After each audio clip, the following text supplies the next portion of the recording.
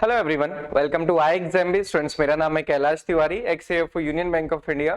दोस्तों, अपने आज की इस वीडियो में हम डिस्कस करने वाले हैं आईबीपीएस एएफओ जो 2022 एंड 23 है, उसके लिए क्या एक सटीक प्लान हो सकता है, जो हम कहते हैं ना टारगेट क्या हो सकता है, क्या मिशन हो सकता है, सो दैट कि वो क्लियर हो एग्जाम। भले ही आपका ये फर्स्ट अटेम्प्ट है, चाहे सेकंड अटेम्प्ट है, चाहे कोई सा भी अटेम्प्ट है, वो मैटर नहीं करता है। अगर आप प्रिपरेशन कर रहे हैं तो आपके लिए सिर्फ ये मैटर करता है कि आपको इस बार ये एग्जामिनेशन को क्लियर करना है। देखिए, टारगेट हमेशा हमारे लिए क्लियर होना चाहिए और उसके ऊपर नीचे कुछ भी नहीं, सीधे आपको टारगेट क्लियर करना है। तो अभी से स्ट्रेटजी बना के चलेंगे तो अच्छा रहेगा, अदरवाइज लास्ट टाइम पे फिर कुछ ना कुछ इश्यूज जरूर होते हैं। उनको अवॉइड करने का एक ही तरीका है कि आप अभी से अपनी प्रिपरेशन स्टार्ट करें।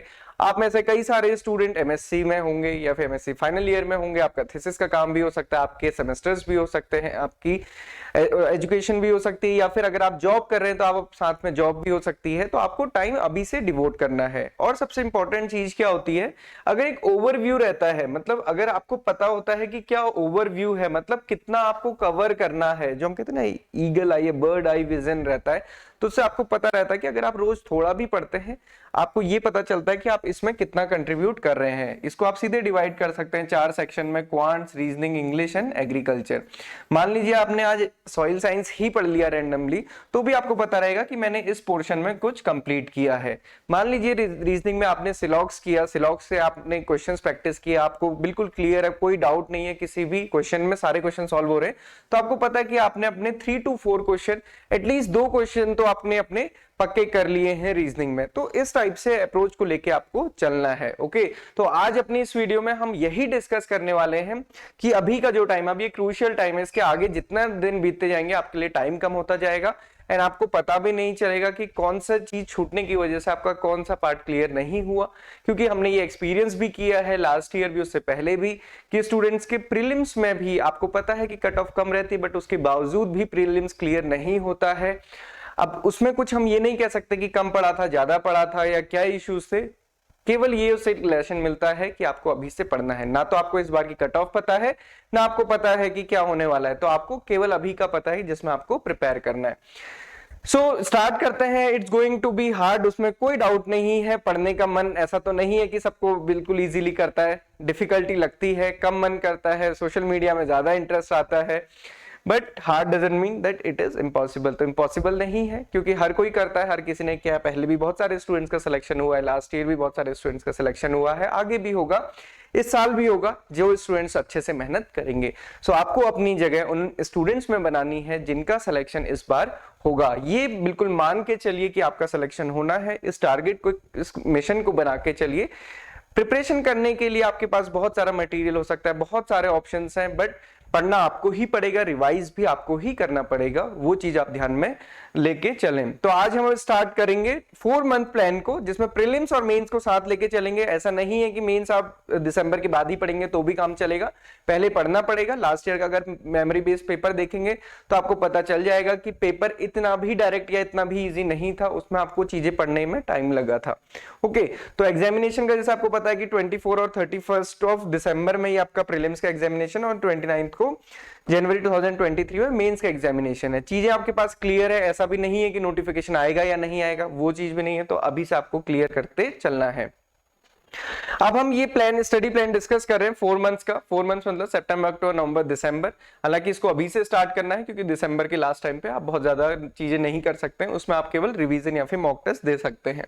तो ये प्रीलिम्स प्लस मेंस दोनों के लिए ही है। हमने अपने कोर्स में भी इसको प्रोवाइड किया है एंड इसके अकॉर्डिंग ही अभी हम न्यू बैच भी अपना स्टार्ट करने वाले हैं। सो वीक 1 में अगर आप देखें 22 से 28 ऑफ अगस्त, ओके, आज 19 है, आपके पास अभी भी स्टिल टाइम है। आप आज से भी इसको स्टार्ट कर सकते हैं, कुछ दिनों बाद भी स्टार्ट कर सकते हैं, बट जितना जल्दी स्टार्ट करेंगे उतना बेटर रहेगा। क्वांट्स में आपको बेसिक से स्टार्ट करना है। मान लीजिए कि आपने स्टार्ट किया है, आपने लास्ट ईयर भी प्रिपरेशन की थी, तो भी आपको इसको प्रैक्टिस करना है। शॉर्टकट ट्रिक्स हैं, सिंप्लीफिकेशन, अप्रॉक्सीमेशन है, परसेंटेज का कंसेप्ट है। ये कंसेप्ट इतने जरूरी है कि अगर आपको डीआई भी सॉल्व करनी है तो भी कहीं ना कहीं इन कंसेप्ट्स का यूज होगा। तो अगर आपको पता है, मतलब आपको ये अच्छे से आते हैं, तो आप इसकी सीधे प्रैक्टिस टेस्ट कर सकते हैं, चैप्टर टेस्ट को प्रैक्टिस कर सकते हैं। ओके, देन सिमिलरली रीजनिंग में कॉमन सेंस रीजनिंग है, रैंकिंग है और डेली पजल्स को, यहाँ पे डीआई, इस कॉन्सेप्ट को करने के बाद आप डेली 1 घंटा डीआई करिए। यहाँ पे पजल्स को पहले दिन से नहीं भी करें तो पहले 2 वीक के बाद से आपको डेली पजल्स करनी है, क्योंकि पजल एंड सीटिंग अरेंजमेंट में बहुत टाइम जाता है। लास्ट ईयर आप सभी को पता है रीजनिंग का पेपर डिफिकल्ट था और पजल्स थी, सीटिंग अरेंजमेंट थी। तो अगेन पेपर का पैटर्न क्या होने वाला है, और क्योंकि चेंजिंग पैटर्न के साथ इसके कंसेप्ट क्वेश्चंस भी ज्यादा हैं, तो आपको इस पे ज्यादा फोकस करना है। देन इंग्लिश एक बहुत बड़ा, मतलब हम कह सकते हैं कि जो एग्रीकल्चर स्टूडेंट्स हैं उनके लिए एक सबसे बड़ा जो डिफिकल्ट सेक्शन रहता है वो एग्रीकल्चर रहता है। स्पेसिफिकली जो हिंदी बेल्ट के स्टूडेंट्स हैं या इवन इंग्लिश साउथ के भी स्टूडेंट्स हैं, तब भी इंग्लिश एक मेजर प्रॉब्लम रहती है, क्योंकि यहाँ पे जो हमारी स्पोकन इंग्लिश है वो नहीं पूछी जाने वाली है। यहाँ पे जो हमारी ग्रामेटिकल इंग्लिश या फिर जो एग्जाम में पूछी जाती है वो रहती है, तो कुछ ना कुछ इशू रहता है। इसके लिए क्या है, सबसे पहले तो आपको डेली न्यूज़पेपर रीडिंग कीजिए। अभी कोई लास्ट टाइम नहीं है कि आपको टाइम वेस्ट होगा। रोज 1 घंटा एटलीस्ट 30 मिनट्स आपको न्यूज़पेपर को डेली रीडिंग करनी है, उससे आपको बहुत हेल्प मिलेगी। टेंसेस को स्टार्ट कीजिए, पार्ट्स ऑफ स्पीच पढ़िए, एग्रीकल्चर को भी साथ में स्टार्ट करते हुए चलना है, चाहे आप बुक से पढ़ रहे हैं, चाहे कोर्स में पढ़ रहे हैं, चाहे ऑनलाइन पढ़ रहे हैं, यूट्यूब कहीं से भी पढ़ रहे हैं। इंट्रोडक्शन एंड डिटेल्स, आपको पता है कि बहुत कॉमन सी चीजें होती हैं और उन्हीं कॉमन सी चीजों में हम 1000 बार कंफ्यूज होते हैं। अगर जस्ट अभी आप ये रिमेंबर करना शुरू करें कि कौन सी रेवोल्यूशन किस क्रॉप के लिए है, तो उसमें भी कंफ्यूजन हो जाता है। कहीं ना कहीं हर चीज में कंफ्यूजन हमें होता है, तो इसके लिए भले ही आपको पता है बट आप उसको बार बार रिवाइज करना है। Then basic principle of crop production, और देन साथ में ही current agriculture, data and reports, current agriculture, ये पढ़ते हुए चलिए, याद नहीं करना है। जैसे अभी आपको पता है कि 4th एडवांस एस्टिमेट आया, तो 4th एडवांस एस्टिमेट आया 2021 एंड 22 के लिए। अब ये चेंज तो होगा नहीं, बट यहाँ पे डेटा अगर आप याद नहीं भी करेंगे तो आपको पता रहेगा कि हाँ एडवांस एस्टिमेट आया था जिसके according 300 something food gain production हमारा था। एग्जैक्ट डेटा याद नहीं भी रहेगा, कोई मैटर नहीं करता है। Okay, then cropping system and detail, इस टाइप से आप करेंगे तो आपके लिए ये बेटर रहेगा। जिन स्टूडेंट का बीएससी एग्रीकल्चर है उनको ये समझने में कोई बहुत ज्यादा टाइम नहीं लगेगा, बट हाँ क्वेश्चन करने में टाइम लगता है। जिन स्टूडेंट्स का बीएससी एग्रीकल्चर नहीं है, अलाइड साइंसेस में ग्रेजुएशन है, चाहे आपका हॉर्टिकल्चर में, एनिमल हस्बेंड्री में, एग्रीकल्चर इंजीनियरिंग में है, तो 1 by 1 ये सारी चीजें कवर कीजिए, आप इजीली कर पाएंगे। देन वीक 2 में सर्ड इंडाइसिस, ये भी एक इंपॉर्टेंट है। सर्ड इंडाइसिस के क्वेश्चंस आपको देखने को मिलते हैं एग्जामिनेशन में। परसेंटेज का कंसेप्ट, और जब परसेंटेज का कंसेप्ट क्लियर होता है उसके बाद ही हम कह सकते हैं कि एक तरफ से आप डीआई को स्टार्ट कर सकते हैं, क्योंकि वो शॉर्टकट ट्रिक्स भी उसकी वही से हैं जो बेसिक कैलकुलेशन में है। यहाँ पे कोडिंग डिकोडिंग के क्वेश्चंस मिलते हैं और अच्छा भी लगता है। अगर आप प्रैक्टिस करते हैं तो बहुत इजीली और बहुत जल्दी आप सॉल्व भी कर सकते हैं। इंग्लिश में डेली आपको न्यूज़पेपर रीडिंग करनी है, साथ में वोकेबलरी असाइनमेंट्स आपको करने हैं। चैप्टर टेस्ट करना है, डायरेक्ट इनडायरेक्ट स्पीच के। ये चैप्टर टेस्ट एक्चुअली हमने अपने कोर्स के अकॉर्डिंग लिखे हैं कि हम लोग कोर्स में जो प्रोवाइड करते हैं उसके अकॉर्डिंग आपको करना है, बट ये चीजें आपको साथ लेके चलनी है। देन फार्म इरिगेशन, एग्रीकल्चर में इरिगेशन कवर कीजिए, agriculture climatic detail, zone climate and detail, साथ ही साथ करंट एग्रीकल्चर फोर्टनाइटली या मंथली उसको आप कवर करते हुए चले। अगेन सारी चीजें याद नहीं करनी है, बस आपको थोड़ा सा ध्यान रखना है कि करंट सिचुएशन में क्या क्या चीजें हुई थी। ओके, तो आज ही आप इसको फॉलो कर सकते हैं। इसका पीडीएफ आपको मिल जाएगा, पीडीएफ आप डाउनलोड कीजिए। सोर्सेज आपके लिए कुछ भी हो सकते हैं, देखिए सेल्फ स्टडी भी एक सोर्स होता है, बट बेसिकली क्या है कि आपको पढ़ने के लिए बैठना है, मेहनत करनी है। सोशल मीडिया का टाइम है, सोशल मीडिया में भी आपको बहुत सारी चीजें अवेलेबल हैं, बट वहां पे ये देखिएगा कि कहीं प्रिपरेशन करते करते आप कुछ और चीजों में गुम ना हो जाए, आपका टाइम वेस्ट ना हो बेसिकली। तो टारगेटेड अप्रोच हमारी रहनी चाहिए, और पढ़ते टाइम अगर इंटरनेट ऑन है, आप यूट्यूब में पढ़ रहे हैं, तो डेफिनेटली उसमें बहुत ज्यादा डिस्टर्बेंसेस होते हैं। तो ये पीडीएफ आपको मिल जाएगा, पीडीएफ को डाउनलोड कीजिए, उसको एज अ टारगेट अपने लिए सेट कर सकते हैं, अपने अकॉर्डिंग आप उसको पढ़ सकते हैं, बट ये टारगेट रहेगा तो आप सारे टॉपिक को कवर कर लेंगे, डेफिनेटली आपको एग्जाम क्लियर करना इजी होगा।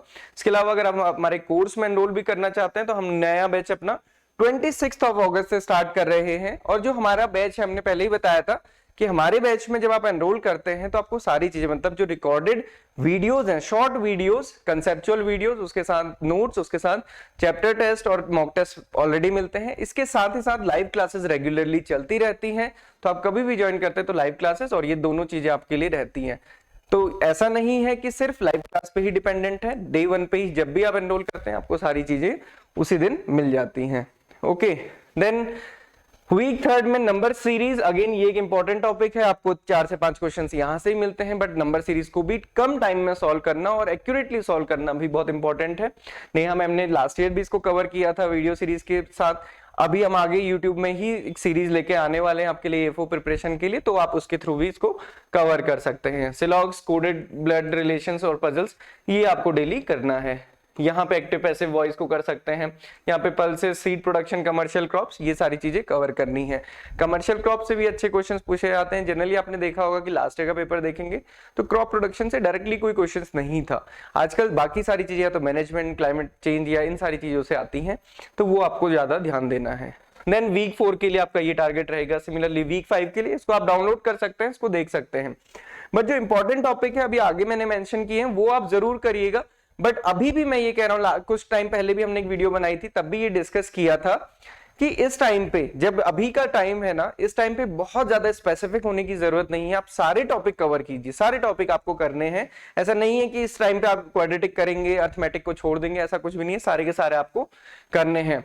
सिमिलरली ये वीक 6 का रहेगा। रेशियो, प्रोपोर्शन, पार्टनरशिप, यहाँ पे distance, direction, analytical reasoning, cloze test, spotting error, grow forestry, farm management, agriculture economics, सारी चीजें आपको पढ़नी है। एग्रीकल्चर में भी मानना कि पैथोलॉजी, एंटोमोलॉजी और जेनेटिक्स, प्लांट ब्रीडिंग का उतना वेटेज नहीं रहता है। जेनेटिक्स, प्लांट ब्रीडिंग का तो नहीं रहता, जनरली 1 या 2 क्वेश्चन में भी देखने को मिलते हैं, बट एंटोमोलॉजी और पैथोलॉजी आपको कवर करना है। और जो नए या फिर हम कहते हैं ना जो इमर्जिंग कंसेप्ट्स हैं, जैसे आईपीएम है, आईपीडीएम है, ऑर्गेनिक फार्मिंग इस बार ऐड हुआ है, zero budget natural farming add हुआ है, नेचुरल फार्मिंग को ऐड हुआ है, ये सारी चीजें बहुत अच्छे से कवर करनी है।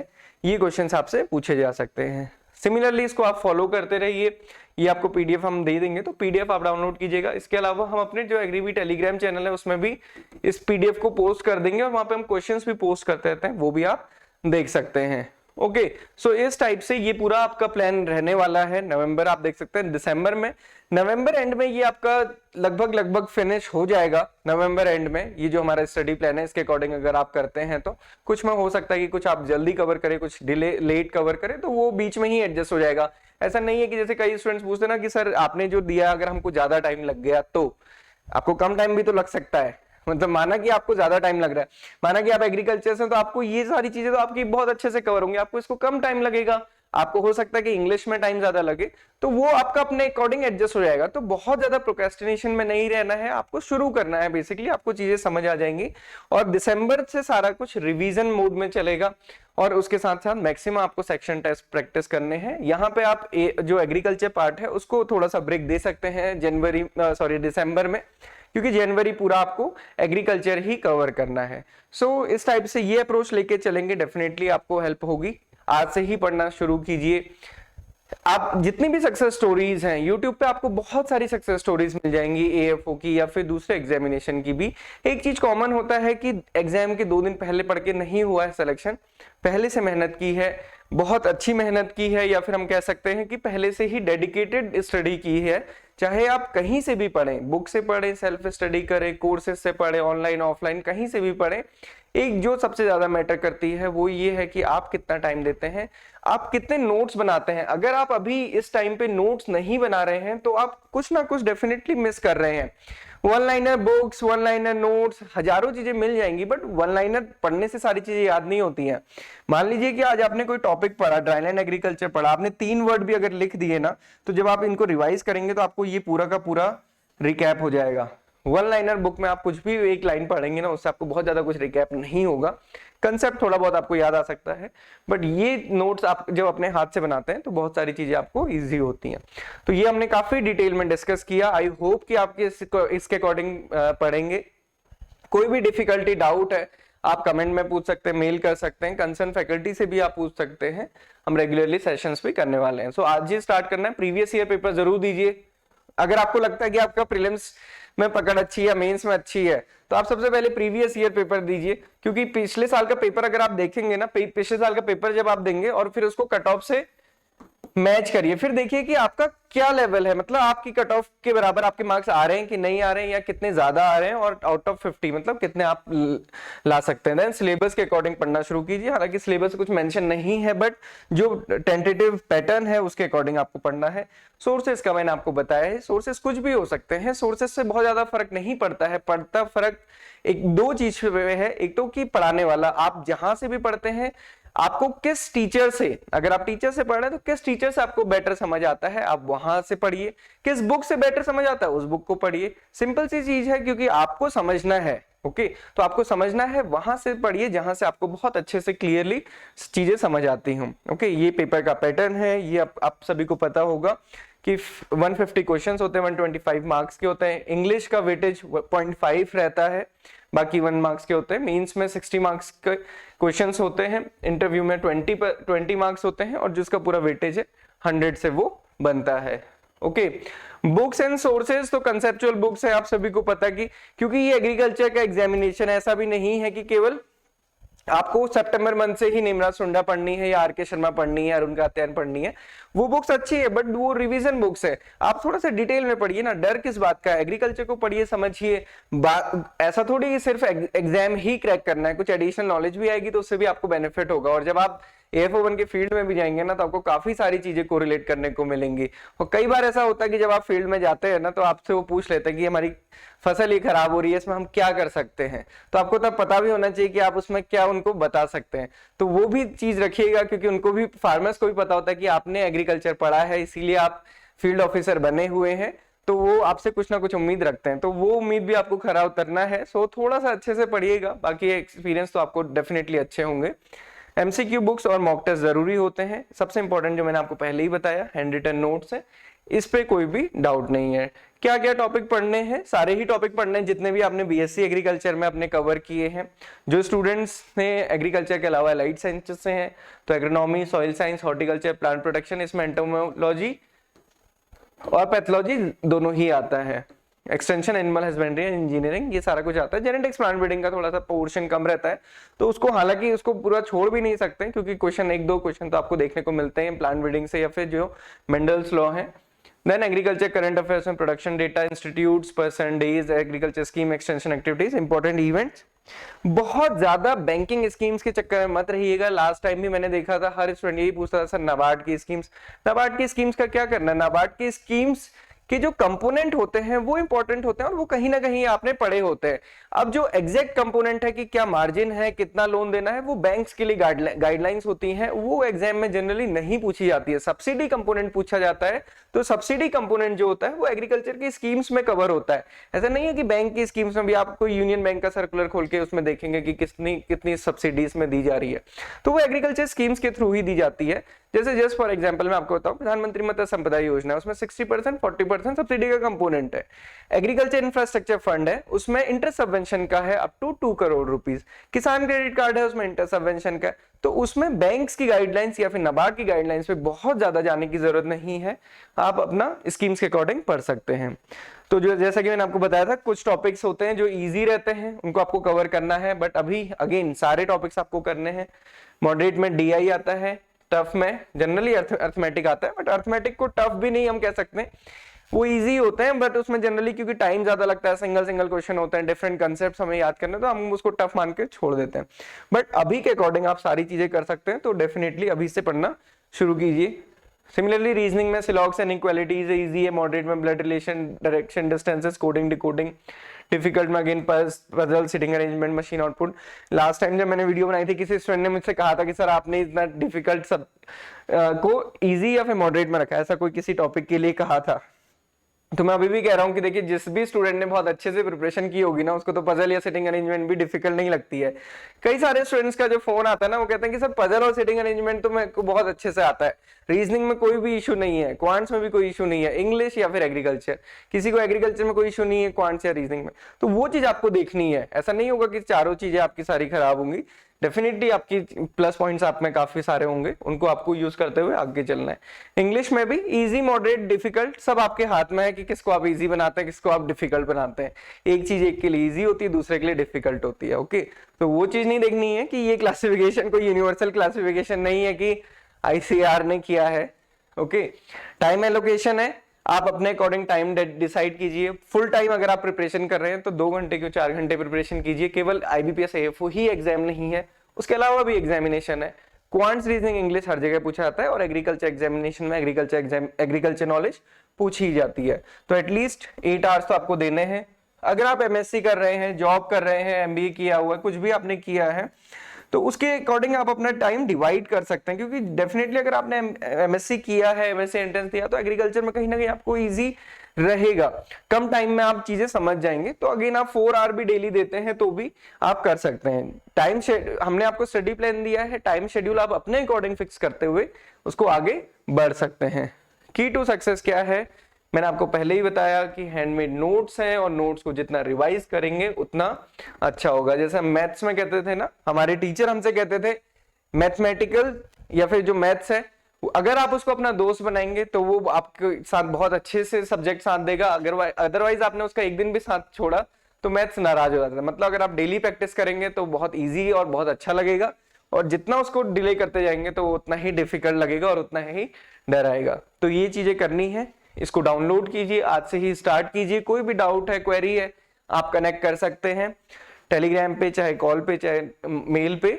ओके, प्रीवियस ईयर पेपर जरूर दीजिए, आपको पता चल जाएगा कि लास्ट ईयर का क्या लेवल था प्रीलिम्स का पेपर का, सिमिलरली मेंस का क्या लेवल था, एंड कैसे आप कर सकते हैं। अपनी जगह इन स्टूडेंट्स के साथ या फिर सक्सेसफुल स्टूडेंट्स के साथ जरूर बनाइए।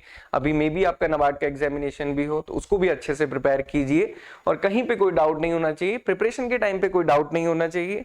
प्रिपरेशन आपने पूरी 100% करनी है। रिजल्ट के लिए बहुत पहले नहीं सोचना है। निष्काम कर्म होता है ना, कि हमको फल की चिंता किए बिना कर्म करना है, तो वो आपको करते रहना है। बहुत ज्यादा नहीं सोचना है कि क्या होगा, क्या होने वाला है, बगल वाले ने क्या किया या इसने क्या नहीं किया। आप अपने अकॉर्डिंग करते रहिए। So this is all for today. Thank you for watching this video and have a good day ahead.